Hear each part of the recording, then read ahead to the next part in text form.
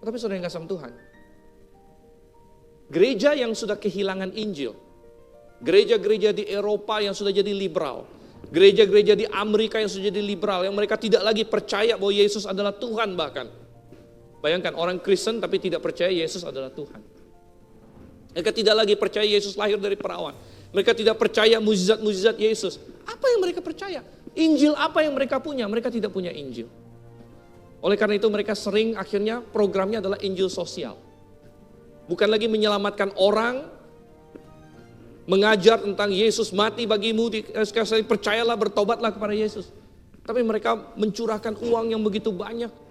Untuk apa? Untuk memberikan pendidikan, untuk bagi-bagi bansos, untuk kasih sembako, untuk mengangkat orang dari kemiskinan. Dan saya katakan itu hal-hal yang bagus dengan sendirinya, tapi kalau kita bandingkan dengan berita Injil, maka tidak ada bandingannya, saudara. Tidak ada bandingannya. Di Amerika, ya, mereka punya program welfare, namanya.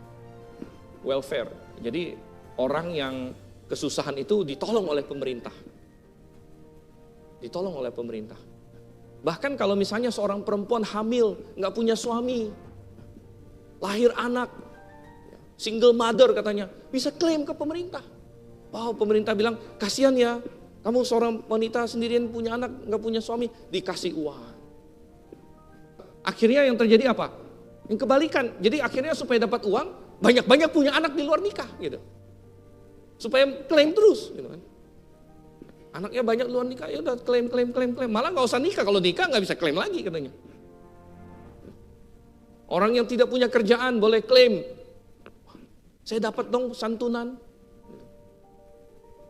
Saudara, sebenarnya cara untuk mengangkat masyarakat, cara untuk mengangkat orang keluar dari kemiskinan, yang paling benar adalah dengan memperkenalkan dia kepada Tuhan. Ketika seseorang diselamatkan, ketika seseorang benar-benar memberikan hatinya kepada Tuhan, ada Roh Kudus, maka di situ dia akan bisa bangkit. Di situ ada berkat Tuhan. Di situ otak dia berubah, ada pembaharuan budi, sifat dia berubah. Yang tadinya mencuri tidak mencuri lagi, Tuhan mau berkati kalau kamu curi terus. Yang tadinya pemalas menjadi tidak pemalas, bagaimana Tuhan mau berkati kalau kamu pemalas? Harus ada perubahan. Dan perubahan itu hanya bisa terjadi ketika Injil diberitakan. Oleh karena itu, prioritas pertama kita adalah hubungan dengan Tuhan. Hubungan dengan Tuhan. Tadi saya katakan hubungan dengan manusia bagus gak? Bagus dan penting juga. Menolong orang miskin bagus gak? Bagus. Sebenarnya murid-murid sering kasih uang kepada orang miskin. Oleh karena itu Yudas pegang kas waktu itu.